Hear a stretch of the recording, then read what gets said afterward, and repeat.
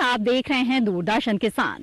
कार्यक्रम कृषि विशेष में आप सभी का स्वागत है। मैं हूं मोनालिसा। गन्ना, जो कि एक प्रमुख व्यावसायिक फसल है, भारत में इसकी खेती वैदिक काल से की जा रही है। देश में लगभग 1 लाख लोगों को गन्ने की खेती से प्रत्यक्ष या अप्रत्यक्ष तौर पर रोजगार मिलता है। विषम परिस्थितियों में भी गन्ने की फसल को बहुत ज्यादा नुकसान नहीं होता है। इसी लिहाज से गन्ने की खेती को एक सुरक्षित और लाभदायक खेती माना जाता है।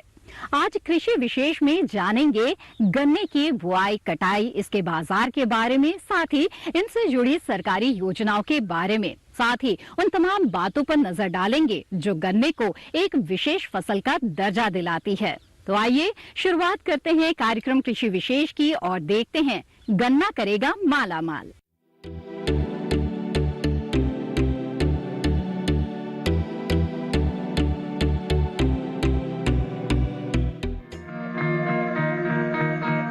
विश्व में सबसे ज्यादा गन्ने का उत्पादन ब्राजील में होता है।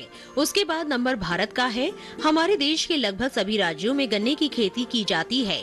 उत्तर प्रदेश, महाराष्ट्र, तमिलनाडु, कर्नाटक, आंध्र प्रदेश, पंजाब, हरियाणा और बिहार प्रमुख गन्ना उत्पादक राज्यों में शामिल है। इनमें भी सबसे ज्यादा उत्पादन उत्तर प्रदेश में होता है, जो कि कुल पैदावार का करीब 50% है। पूरे भारत में गन्ने की औसत उत्पादकता लगभग 720 क्विंटल प्रति हेक्टेयर है। भारत में शरतकालीन से बसंतकालीन ऋतुओं तक गन्ने की फसल बोई जाती है। बसंत ऋतु में 15 फरवरी से 15 मार्च के बीच में गन्ने की बुआई कर देनी चाहिए। बसंतकालीन ऋतु में गन्ने की बुआई अधिक देरी से काटी गई फसल जैसे धान, तोरिया, मटर और आलू की फसलों से खाली हुए खेतों में भी की जा सकती है। इसके अलावा बहुत से किसान गेहूं काटने के बाद भी गन्ना बोते हैं, लेकिन शरतकालीन ऋतु में 15 अक्टूबर तक गन्ने की बुआई कर देनी चाहिए। गन्ने की बिजाई अक्टूबर माह में की जाती है। उसके बाद इसकी बिजाई फरवरी माह में की जाती है। इन दोनों बिजाइयों के लिए अलग अलग समय पर अलग अलग तरह से गन्ना का बीज उपचारित किया जाता है। गन्ने के लिए दोमट मिट्टी सबसे बढ़िया होती है। भारी दोमट मिट्टी होने पर भी गन्ने की अच्छी फसल हो सकती है। क्षारीय, अम्लीय भूमि या फिर जिस भूमि पर पानी का जमाव होता हो, वहाँ पर गन्ने की खेती नहीं करनी चाहिए। खेत को तैयार करने के लिए एक बार मिट्टी पलटने वाले हल से जोतकर 3 बार हैरो चलाना चाहिए। देसी हल की 5 से 6 जुताइयां करनी जरूरी होती है। गन्ना जो है हमारा दोमट और चिकनी मिट्टी में जो है सबसे अच्छा पैदावार देता है। इसमें जितना खेत में हमारे जीवांश कार्बन की मात्रा होगी, मिट्टी का स्वास्थ्य जितना अच्छा होगा, जो हमारे 17 पोषक तत्व हैं उनकी जिसमें उपलब्धता होगी, उसका स्वास्थ्य है, उसमें कीटनाशकों का प्रकोप उतना ही कम होगा। बुआई के समय खेत में पर्याप्त नमी होना जरूरी है। जिस खेत से गन्ने का बीज लेना हो, उस खेत में अच्छी तरह खाद डाली जानी चाहिए। गन्ना निरोगी होना चाहिए। अगर गन्ने का केवल ऊपरी भाग बीज के काम में लाया जाए तो अधिक अंकुरित होता है। गन्ने के 3 आंख वाले टुकड़े में काट देना चाहिए। इस तरह 40,000 टुकड़े प्रति हेक्टेयर के लिए काफी होंगे। इनका वजन 70 से 75 क्विंटल तक होगा। बोने से पहले बीज को कार्बनिक कवकनाशी से उपचारित कर ले। बसंत ऋतु में 75 सेंटीमीटर की दूरी पर और शरद ऋतु में 90 सेंटीमीटर की दूरी पर लगाना है, जबकि नालियों की गहराई 20 सेंटीमीटर तक रखनी चाहिए। इसके बाद उर्वरक को नाली में डालकर मिट्टी मिला देनी चाहिए। अगर पायरिला के अंडों की संख्या बढ़ जाए तो किसी भी रसायन का प्रयोग न करें, बल्कि अपने नजदीकी कृषि विज्ञान केंद्र से संपर्क करें। और अगर खड़ी फसल में दीमक का प्रकोप हो जाए तो 5 लीटर गामा BHC 20 EC का प्रति हेक्टेयर की दर से खेत में सिंचाई करते समय इस्तेमाल करना चाहिए। गन्ने की बिजाई के 1 महीने के उपरांत इसमें जैसे ही सभी पौधे बाहर निकल कर आते हैं तो हम इसमें पहला पानी देते हैं। पहला पानी देने के बाद फिर जब खरपतवार आता है तो नलाई गुड़ाई से उसको साफ किया जाता है और इसमें खाद का उपयोग किया जाता है। खाद के लिए हम इसमें वर्मी कंपोस्ट का इस्तेमाल कर सकते हैं, फार्म यार्ड मैन्योर का इस्तेमाल कर सकते हैं और NPK, nitrogen, phosphorus and potash, इनका अलग अलग समय पर अलग अलग डोजेज में यह पौधे को दिया जाता है। बसंतकालीन गन्ने की खेती में 6 बार तक सिंचाई की जरूरत होती है। 4 सिंचाई बारिश से पहले और 2 सिंचाई बारिश के बाद करनी चाहिए। तराई वाले इलाकों में बरसात के पहले 2 से 3 सिंचाई पर्याप्त होती है और बारिश के वक्त सिर्फ एक बार सिंचाई करनी होती है। जब पौधा जर्मिनेट करता है, जर्मिनेट करने से करीब करीब 3 फीट तक पौधे की लगातार पानी के बाद जैसे ही वो खेत थोड़ा सूख जाता है उस पर नलाई की जाती है, खरपतवार निकाले जाते हैं और जैसे ही गन्ना थोड़ा बड़ा होता है हम उसकी मेड़ों पर मिट्टी चढ़ाने का कार्य करते हैं। मिट्टी चढ़ाने से पौधा जब बड़ा होता है तो वो गिरता नहीं है और जब पौधा नहीं गिरेगा तो उसकी प्रोडक्टिविटी बहुत अच्छी आती है। फसल के पकने का समय ज्यादा होने के कारण खाद और उर्वरक की जरूरत भी अधिक होती है, इसलिए खेत की आखिरी जुताई से पहले 20 टन सड़ा गोबर या कंपोस्ट खाद खेत में समान रूप से मिलाना चाहिए। इसके साथ ही 650 किलो यूरिया, 85 किलो स्फूर, 500 किलो सिंगल सुपर फास्फेट और 60 किलो पोटाश प्रति हेक्टेयर की दर से प्रयोग करना चाहिए। स्फूर और पोटाश की पूरी मात्रा बुआई के समय देनी चाहिए और यूरिया की मात्रा को फसल बोने के 30, 90 और 120 दिन के अंतराल में प्रयोग करना चाहिए। यूरिया के साथ नीम खली के चूर्ण को मिलाकर प्रयोग करने से यूरिया की उपयोगिता बढ़ जाती है, साथ ही दीमक से भी सुरक्षा मिलती है। 25 किलो जिंक सल्फेट और 50 किलो फेरस सल्फेट समय समय पर देते रहे। तो अब तक आपने जाना कि कौन से मौसम में गन्ने की बुआई करनी चाहिए और इसके साथ ही किस तरह की मिट्टी इसकी खेती के लिए उपयुक्त रहती है। आइए अब आगे बढ़ते हैं और बताते हैं आपको कि इसमें लगने वाले खरपतवारों की समस्या से किस तरह से छुटकारा पाया जा सकता है, साथ ही रोग व कीट नियंत्रण के लिए कौन कौन से उपाय अपनाए जा सकते हैं।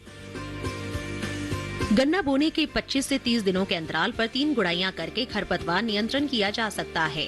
गन्ना बोने के तुरंत बाद एट्राजिन और सेंकर का 1 किलो सक्रिय पदार्थ 1000 लीटर पानी में घोलकर छिड़काव करें।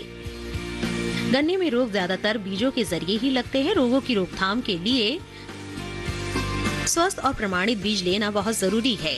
बीज के टुकड़े काटते समय लाल, पीले रंग और गांठों की जड़ को निकाल ले और साथ ही सूखे टुकड़े को अलग कर दे। उसके बाद बीज को ट्राइकोडर्मा की 10 ग्राम मात्रा का प्रति लीटर पानी में घोल बनाकर उसके साथ उसे उपचारित करके बोए। जो पहले COS 0238 एक वैरायटी था जिसमें एक बहुत बड़ा प्रॉब्लम आता है पोका बोइंग का।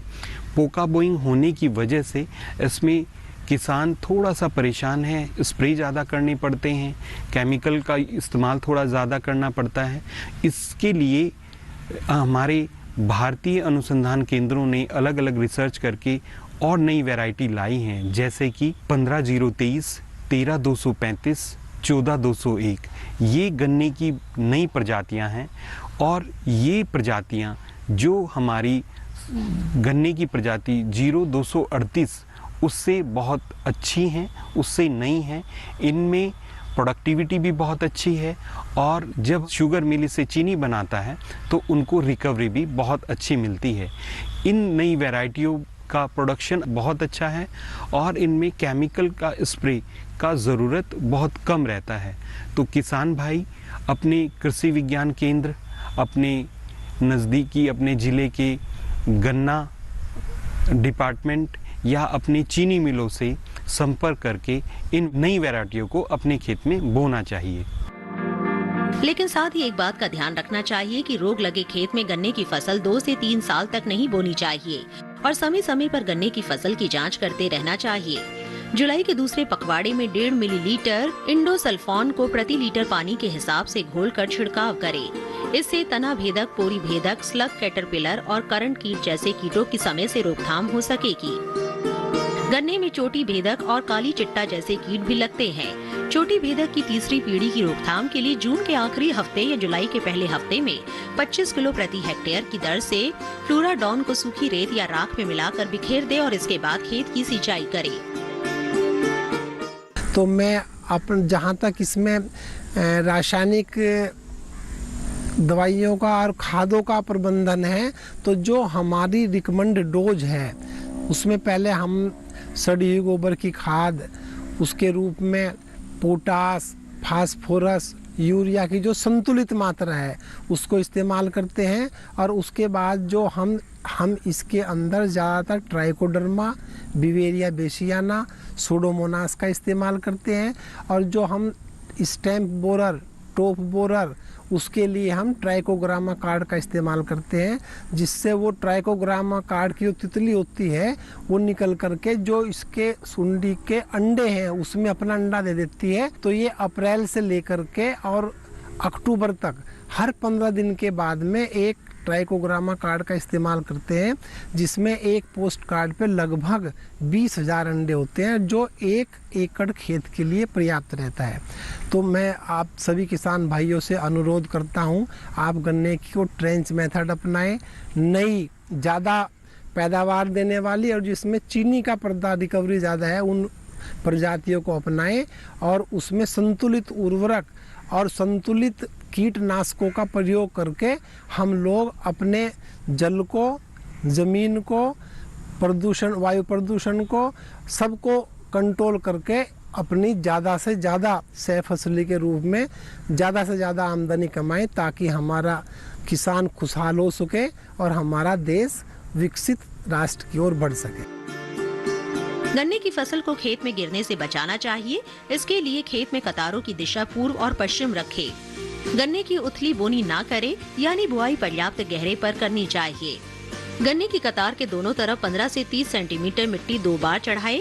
पहली चढ़ाई बोने के 120 दिन बाद करें। इस समय तक पौधा 1.5 से 2 मीटर का हो जाता है। दूसरी चढ़ाई बोने के 150 दिन बाद करनी है। गन्ने की बंधाई करें। इसमें तनों को एक साथ मिलाकर पत्तियों के सहारे बांध दें। ये काम 2 बार करें। पहली बंधाई अगस्त में और दूसरी इसके 1 माह बाद करनी है।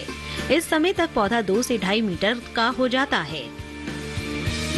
बंधाई का काम इस तरह करें कि हरी पत्तियों का समूह एक जगह इकट्ठा ना हो, वरना प्रकाश संश्लेषण की क्रिया प्रभावित होगी।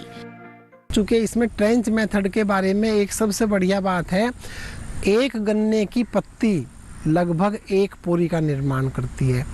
एक पत्ती की औसत लंबाई लगभग 1 मीटर होती है और उसकी एक पत्ती की औसत आयु भी लगभग 65 से 70 दिन की होती है।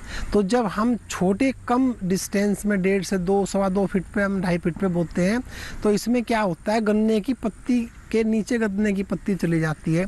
चूँकि पौधा ज़्यादातर भोजन प्रकाश संश्लेषण से लेता है और जब उसकी पत्ती के नीचे पत्ती चली जाती है तो उसमें बढ़वार की तो होड़ रहती है, ताकि ऊपर निकल करके भोजन ज़्यादा से ज़्यादा ग्रहण कर सके। लेकिन जो नीचे की पत्ती एक दूसरे नीचे आ जाती है, उसके अंदर भोजन नहीं बन पाता। और दूसरी बात, उसके अंदर कीट पतंगों के छुपने की जगह मिलती है और उसके बाद कीट पतंगों की जब हवा चलती है तो उसमें गिरने की संभावना भी ज़्यादा रहती है।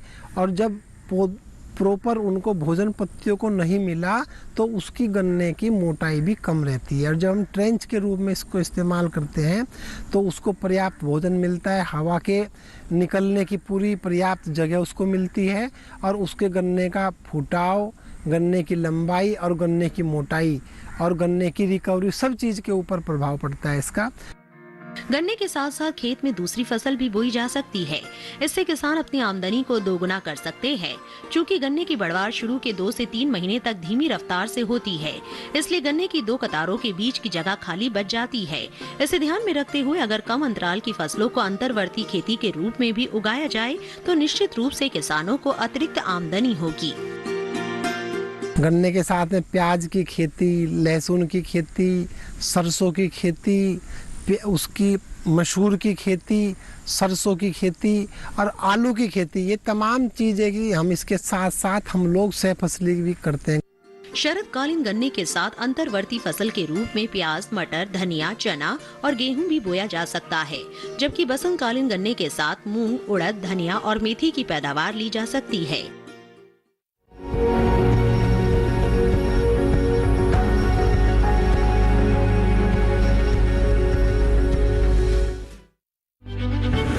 संस्थान यूं ही नहीं बनते, ये श्रेष्ठ बनते हैं शिक्षा से, समाधान से, संरक्षण, उपचार और अनुसंधान से।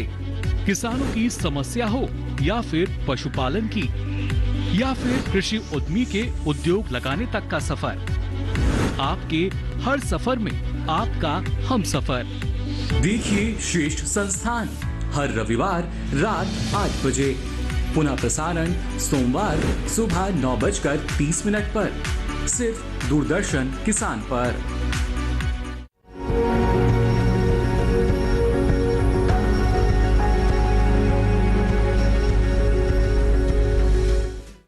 गन्ने की फसल को तैयार होने में 10 से 12 महीने का समय लगता है और तब तक इसके बीच अंतर्वर्ती खेती करके आप दोहरा मुनाफा कमा सकते हैं। आइए अब जानते हैं गन्ना फसल के बाजार और इसे लेकर सरकार की नीतियों के बारे में।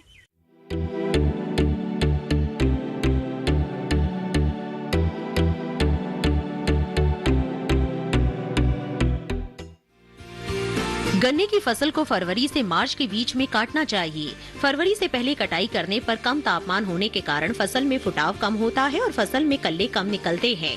कटाई करते समय गन्ने को जमीन की सतह के करीब से काटना चाहिए। इससे स्वस्थ और ज्यादा संख्या में कल्ले प्राप्त होंगे। चूँकि थोड़ा ऊंचाई पर काटने से फसल की प्रारंभिक अवस्था पर प्रकोप की संभावना बढ़ जाती है और जड़ी भी ऊपर से निकलने लगती है और वो गन्ने के वजन को नहीं संभाल पाती है और गन्ना गिर जाता है।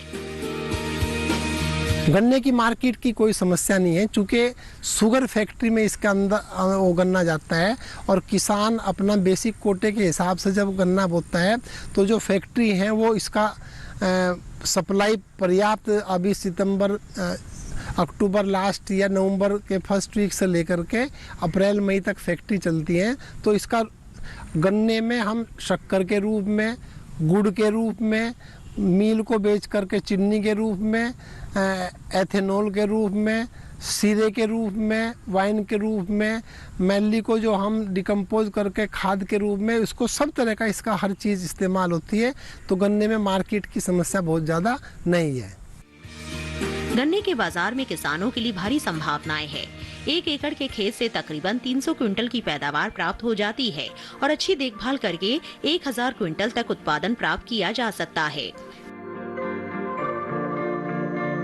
गन्ने की खेती में 1 बीघे में तकरीबन 3 से 4,000 रुपये का खर्च होता है और हार्वेस्टिंग के टाइम पर तकरीबन 22 से 24,000 रुपये का गन्ना 1 बीघे से निकलता है।